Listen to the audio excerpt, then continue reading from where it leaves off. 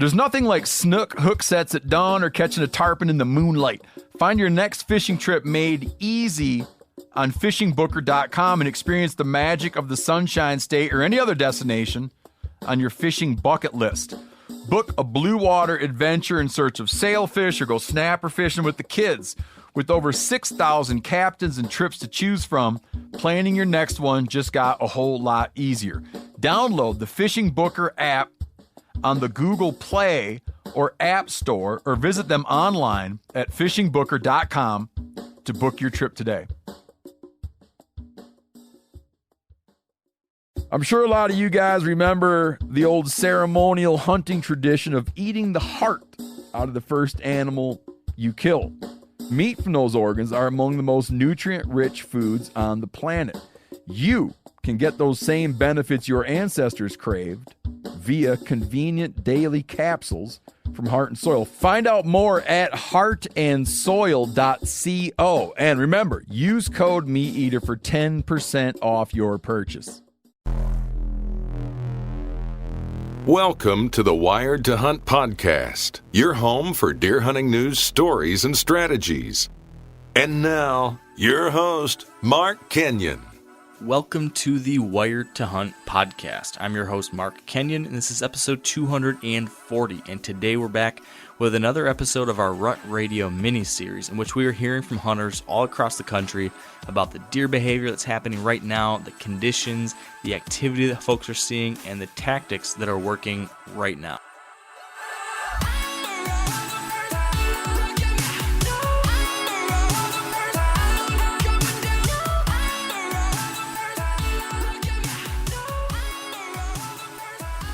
All right, welcome to the Wired to Hunt podcast, brought to you by Onyx. And we are back here today for our weekly mini-series that we like to call Rut Radio. And on this show, every Wednesday, we try to get you the most recent and up-to-date intel on what's happening in the whitetail world across the country. So I've got this friend, he's got a big beard and a low voice, and I send him out each week to talk to people across the country in different states to hear what's happening. And that big-bearded, low-voiced friend is Spencer Newharth. How are you, buddy? I am doing good. That's the first time you've introduced me that way, but I do like it. You know, I like to try to keep everyone on their toes. So you did just that, what I just mentioned. You chatted with some folks already this week. Maybe you've got a call or two still to do. So I know we're going to get some reports from other folks, but do you have any kind of report yet? I don't have much of a report, no. I have been hunting a little bit more now since we hit October. I hit it pretty hard at the beginning of September, took a little hiatus, and now I am back in the zone, and I'm back in getting some tree stand time in. But not a whole lot of action so far. I've been seeing some younger bucks, quite a few does, but nothing that gets me super excited. The biggest thing that I've done now is pretty much all of my cams have been taken off of what they were doing this summer, and they're all looking at scrapes, kind of like we discussed last week. Yeah, it's hard to beat that. That's what all my cameras are on too. So on a scale of 1 to 10, what would you say the deer movement has been so far in South Dakota, Spencer? It's been solid, I think, here lately. We've had some cooler weather. There's been quite a bit of precipitation, and there's also kind of been a delay in harvest. So things overall have just been consistent and steady, and I tend to think that helps kind of pattern deer better. So if I was going to say a scale of 1 to 10, maybe like a 7 or so. How about you in Michigan, because you've gotten quite a few sits in here lately? Yeah, and you know, it's been kind of an interesting week in that we've had it's been like seesaw weather. We've had like really nice cold weather, cool and kind of rainy weather, and then the next day will be like 80 degrees. And then the next day it's like 55 degrees and cool and nice again. And then 2 days later it's 85. So it's been back and forth. So I personally haven't seen a ton of activity. I spent a couple nights just observing, was out hunting last night, and it was super slow. It was really warm. And there was also, I think, some people harvesting apples on a neighboring property or something like that. There was a whole bunch of commotion on a neighboring property. So I would say the activity here has maybe been kind of 5-ish. It's going to be kind of average. There's been some better days. There's been some not so good days. But I do see a light at the end of the tunnel, and I know this is something that I'm sure you're going to talk about, and the rest of our guests today are going to be talking about. But there is this pretty significant, or very significant, I would say, cold front pushing across the country. It's going to hit me here in Michigan on Thursday, and I think that's going to be pretty good. Are you seeing the same thing for you? Yeah, so this week on the podcast, we talked to Caleb Simon from Simon Brothers Outdoors in Ohio. Then we have Tyler Jones in Texas from the Element podcast. Then we talked to Brett Joy from Parallel 43 in New Hampshire. Then we go to Illinois, and from bowhunting.com is Justin Czar.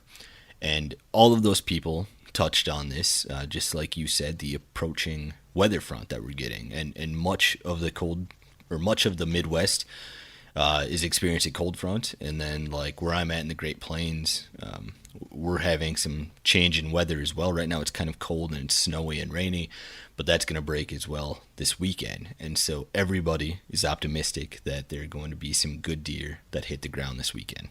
Yeah, it is mid-October, so there's always that worry that that's going to slow things down, but I think this is a really nicely timed front to keep the action going. So I'm excited about it. I'm going to hunt Thursday when that front hits, and hopefully Friday too. And we'll go, not to my very best spots that I would hold off on until the rut, but I'll go to some better areas and see what we can do. So I am looking forward to it. Are you going to be hunting the front too? I'll be hunting it, yeah, and I think a good example of how optimistic people are is like Justin Czar in Illinois. He is someone who is very calculated when it comes to deer hunting pressure and when you hunt mornings and when you hunt bedding and stuff like that. And he said he's going to be doing some morning setups this weekend with the cold front, which for a lot of people, this is maybe a little bit early in the season, but that's shows you how excited people are about this cold front coming through. And it lines up really nicely with like Friday, Saturday when people are getting out of work and should get some time in the woods. Yeah, I agree. I'm probably not going to hunt mornings myself yet, but I certainly would not fault someone for doing it because there are going to be some really nice cold temperatures here Friday morning, Saturday morning. For us here in Michigan, I think I saw it might not even get out of the 40s for the whole day. So that's pretty darn good for October 12th or whatever it's going to be. So Mark Kenyon reporting a 8 maybe for my 1 to 10 scale looking forward over the next week. I think it is going to be good. I don't know. Every time I ask you about the 1 to 10 scale or I say the 1 to 10 scale, it makes me kind of giggle. I'm not sure why, but I like stealing your line. So I guess with that said, is there anything else that you want to touch on here at the beginning before we do get to those contributors? I don't think so. Let's touch base again next week and see if that 8 was a correct call by you or not. Fingers crossed. Before we get to our first update, let's pause for a word from our sponsors at Whitetail Properties. This week with Whitetail Properties, we are joined by Blake Farah, a land specialist out of Texas. And Blake is going to be telling us about what a potential buyer should be looking for in properties in states like Texas and Oklahoma. I think that it's probably pretty much the same answer no matter where you go, even if it's outside of Texas. The main 3 things I'm looking for in a piece of property, to translate to, as big a whitetail as you could possibly grow in the region really is you got to have good food, you got to have good water, and you got to have good cover. And, the different regions of Texas offer a variety of those different type of categories. But at the end of the day, if you get a property that has a really good diversity of those 3 things and has a good balance of all 3 of those things, you're going to have just an outstanding hunting property. And it's going to hunt differently depending on which region in Texas, obviously, that you're in. But at the end of the day, if it's got those 3 things, you absolutely can't go wrong. I'd say the one other key factor that I would also plug in there, specifically related to Texas, is the fact that, the land is going to hunt much larger in Texas, I would say, than maybe other different parts of the nation. You've got a lot larger pieces of property. The deer's, range, how far they're going to travel is probably a lot bigger. And so, these places aren't necessarily, you might find a hunting hole here and there, but at the end of the day, you're going to have a lot bigger country to hunt. And that translates to the size of the neighbors that you're hunting around you, how cooperative you are with them, that kind of thing. That's really going to translate to the good huntability of a property and overall age structure of the deer, which is probably the most important factor. If you'd like to learn more and to see the properties that Blake currently has listed for sale, visit whitetailproperties.com/Farrar. That's Farrar. All right, and joining us on the line first is Caleb Simon from Simon Brothers Outdoors in Ohio. Now, Caleb, in Ohio, what would you say the buck activity has been lately on a scale of 1 to 10? Right now, I'd say the buck activity is about a 4. If you have beans that are still green, you got alfalfa, clover, food plot, chicory, something of that nature, you're going to have some good hunts. There's been some guys killed some real nice deer in the state over that kind of stuff. But if you don't have that, you don't have acorns, hunting's going to be pretty rough. You guys have been experiencing a little bit of a heat wave here lately, haven't you? Yeah, I'd say probably the hottest October it's ever been. And so you think that's really suppressed movement then as well? Last light, right at dusk, there's been a lot of guys seeing some deer, but during the day, especially early evening, it's still 75, 80 degrees. The other day it was almost 90. The deer activity is real down. You brought up food sources a little bit before. What's the crop status like in much of Ohio right now? Right now, farmers are taking off the beans, at least where I'm at here in Northeast Ohio. Most of the beans are coming off. If someone put them in late, there was some no-till going on. Those beans are still green, like I touched on before. Those beans are getting hit pretty hard. The corn right now is turning. No one's really started harvesting yet. There's been some silage cutting, some chopping going on, but most of the cornfields are still standing. And how will that change things for you guys once more of those crops start to come out? As soon as the corn comes off, which usually farmers will start taking it off end of October, early November, which coincides with the rut pretty well, corn will no doubt be the hottest spot you can be on. By that time, the brassicas aren't quite ready. Your clover plots are all burned out from this heat, and that's where I would be. Beans will be off by then. Everything else will be pretty standstill. For the time being, though, it sounds like you're focusing on acorns. How does this year's mass crop compare to other years in Ohio? The mass crop's pretty good. I know a lot of guys, if they have acorns, which it's spotty around here, if you have them, you're in a good situation. If you don't have them, you're in a world of hurt. But the acorns are dropping. The fruit trees, most of them are doing pretty good. So if you have apples, something of that nature, it's been a real good year for that as well. What are you finding for sign making to this point? There are some rubs popping up. Nothing too big. A lot of it is on trails entering and exiting food sources. Our trail cameras are showing that deer really aren't coming back to them, so they're not really signpost rubs yet. They're just kind of being made spur of the moment. There are some scrapes popping up. I know a lot of guys in the suburbs are finding scrapes that are a little bit more active than us out here in the farm territory, but the scrapes with our cameras on them, hit or miss. Not a lot of scent marking going on, just deer checking them out. Maybe a buck makes them, continues on. Mock scrapes haven't really heated up yet just because of the weather, I would assume. Were you guys doing any calling this early in the season when it comes to grunts or snort wheezes or any kind of rattling? Not our group right now. Maybe, just maybe, if you have some deer out in the field eating, last light type situation, or they're clicking their horns together, maybe you'll click the horns together a little bit, but no grunt calls, no bleeding, nothing of that nature going on yet. How about with moon phases as we enter mid-October? Do you feel like that affects deer movement at all in Ohio? Some people swear by it, others don't. I've read some recent studies where people are saying that the moon phases do not correlate at all. Some of the other guys that have bigger names will say that it does matter. Me personally, I don't pay too much attention to the moon. I pay more attention to pressures and either rising or falling temperatures. That's going to be the key right now, I feel. And so when you talk about the rising and falling pressure, what are you looking for in mid-October as far as getting those bucks on their feet? I want to see a 15-degree temperature drop. I want to see pressures over 30, maybe 30.1, 30.2. I want to see a big weather shift. It doesn't have to be drastic. It doesn't have to get terribly cold. You just want to see a change in the weather from really hot to mediocre, from mediocre to really cold, something of that nature. Maybe a storm front moving in. That'll really help this time of year. We've had a lot of rain, but it's been warm rain, so there hasn't been much in the way of change as far as the weather goes, unfortunately. Going forward then this next week or so, what do you think that buck activity is going to be on a scale of 1 to 10 in Ohio? Right now, I'd say the buck activity is going to go from a 4 to later this week to a 6, maybe 7. There's going to be some guys, they're going to kill some deer this weekend because we got temperatures going from the 80s and 90s down to the 50s and 60s, lows in the 40s. They're talking about a possible frost. It's going to hit right on Friday when everyone's getting off work. So if you're in Ohio this weekend, I'd be in a tree stand if I could, because it's going to be as good as it's been all year. All right, Caleb, thanks for joining me, and good luck to you and your brothers this year. No problem. Thank you very much.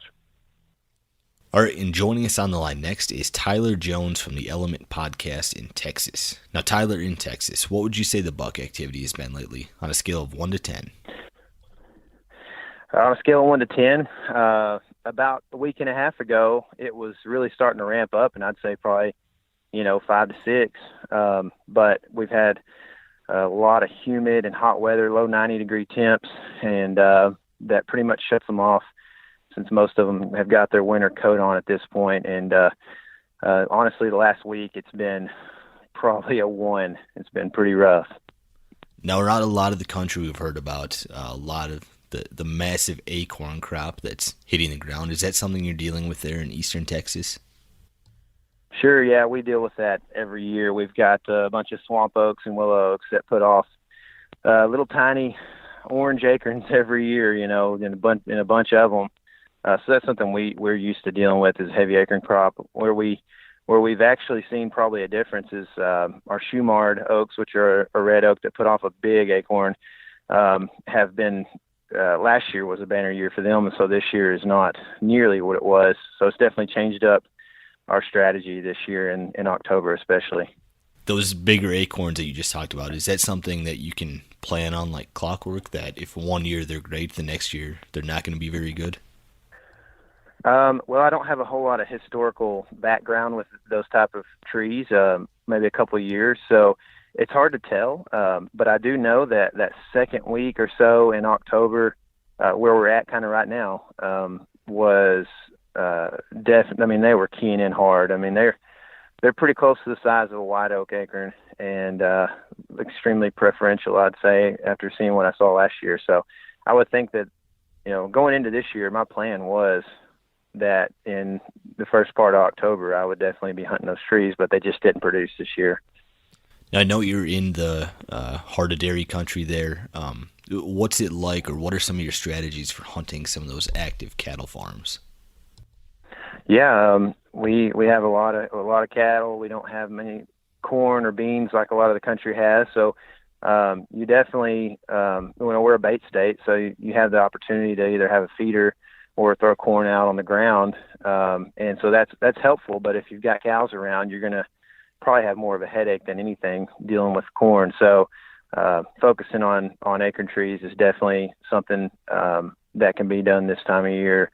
And I would say, your best option is, if you're hunting an active farm, to stay away from the cattle side of things and stay more in the hay production side of things. So if you can find those permissions that have no cows on them because they're in hay production, I tend to see more deer on those pieces of acreage.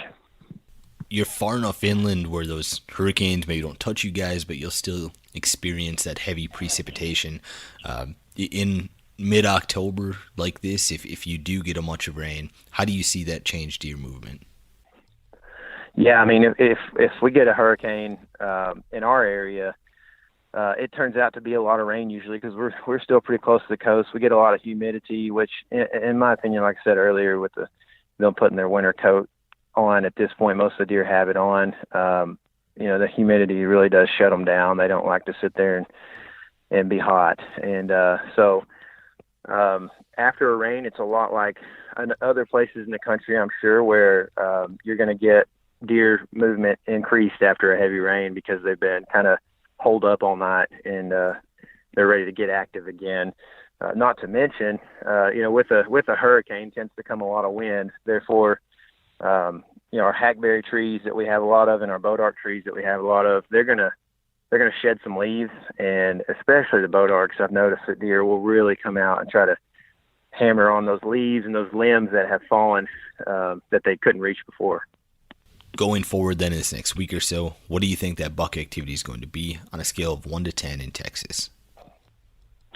Well, looking at a week and a half ago, seeing the movement we had there with a good cold front, and then coming out of this week where we've seen hardly any movement, even just locally driving the roads and stuff. We've got a cold front coming in today, and it's supposed to drop quite a bit. I think I would expect that we see similar movement as we saw in late September, especially coming out of this kind of lull period that we've had. So I'm pretty excited. I would think, on a scale of 1 to 10, I would have to rate that we're probably going to see a 5 or 6 in movement and building it to the rut, hopefully. All right, Tyler, well, good luck to you and Casey from the Element Podcast. Thanks for joining me. Hey, thanks, Spencer. Appreciate it a lot, man. All right, and joining us on the line next is Brett Joy in New Hampshire. Now, Brett, in New Hampshire, what would you say the buck activity has been lately on a scale of 1 to 10? I would say it's probably a 5 or a 6. The deer aren't moving typically very far from their beds during daylight, but they are moving a bit. It's probably dependent mostly on cold fronts or weather conditions. It's about a 5 or 6, I'd say, right now. I know in the past when I've talked to you that acorns have always been a subject that we've covered. What is the acorn crop like in New Hampshire this year? Actually, this year is a little bit different. It's actually a pretty poor mass crop all around, both soft and hard mass. So not many apples, acorns, beech nuts, or any of that.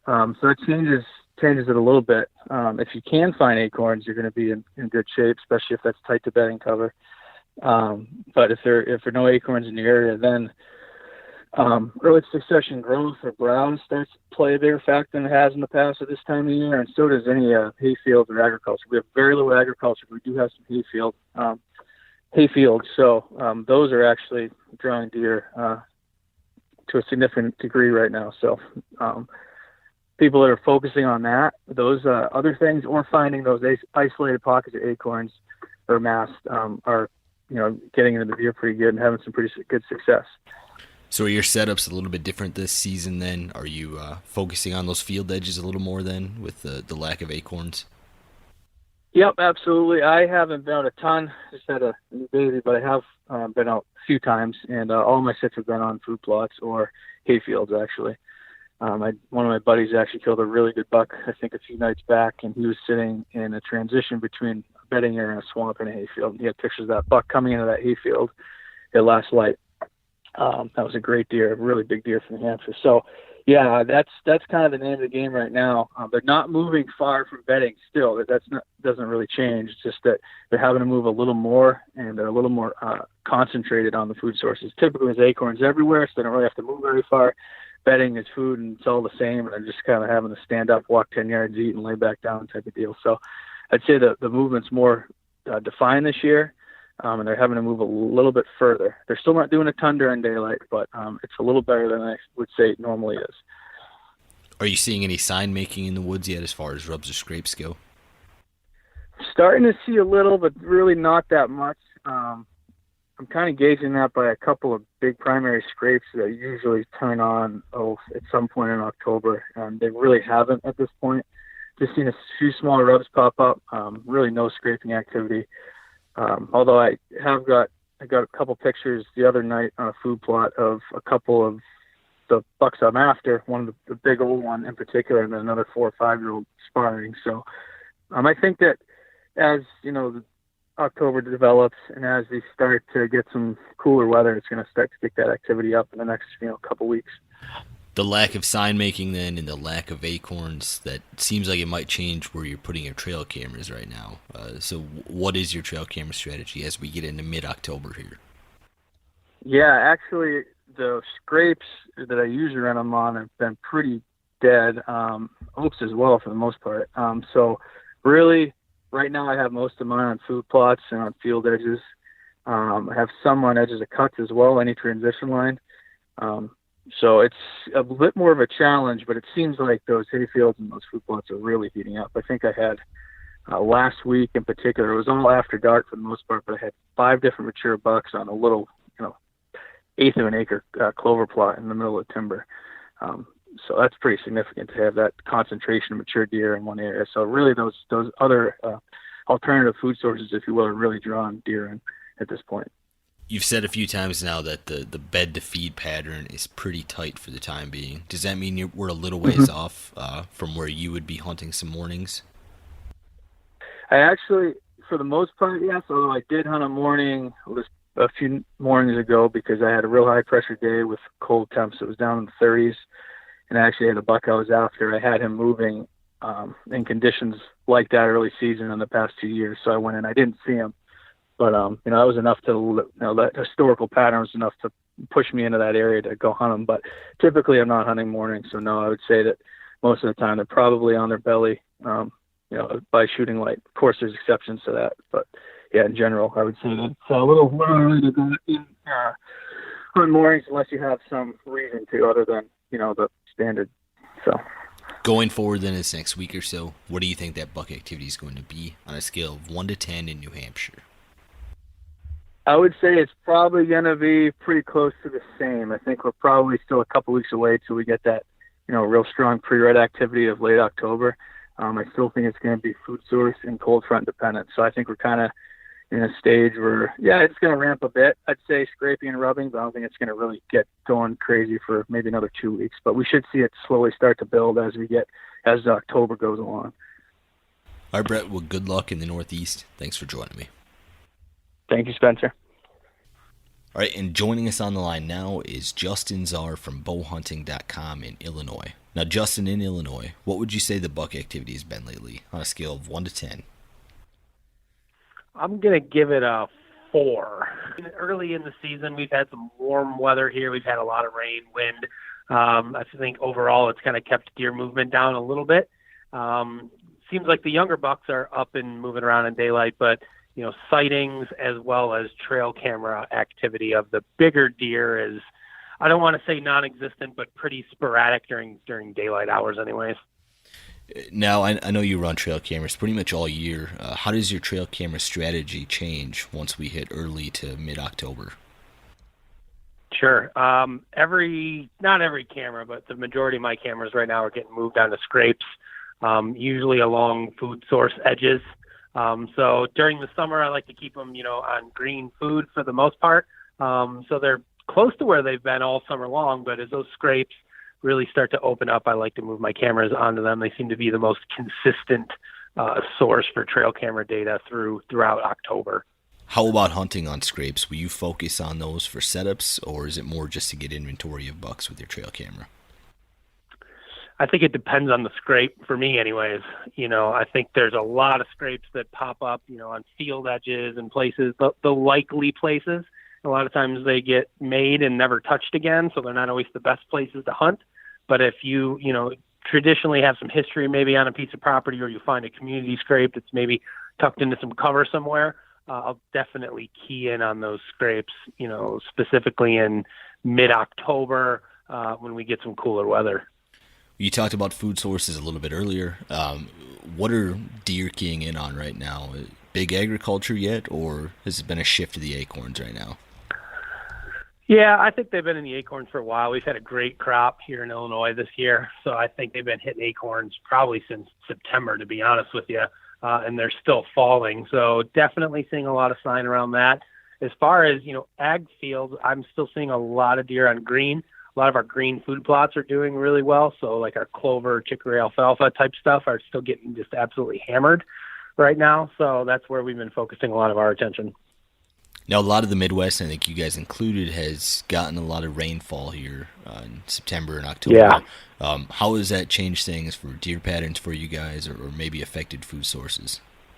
Well, I think more than anything, it's going to keep the crops in the fields a little bit longer. I know the farmers were working hard through most of September trying to get the stuff out, and then we've got this real rainy weather that's hit here lately. So it's definitely going to delay things for a while, I think, specifically I'm mostly concerned about the corn, right? The beans is great because they can still hunt the beans when they're in, but when the corn's up, it makes things a little bit more difficult.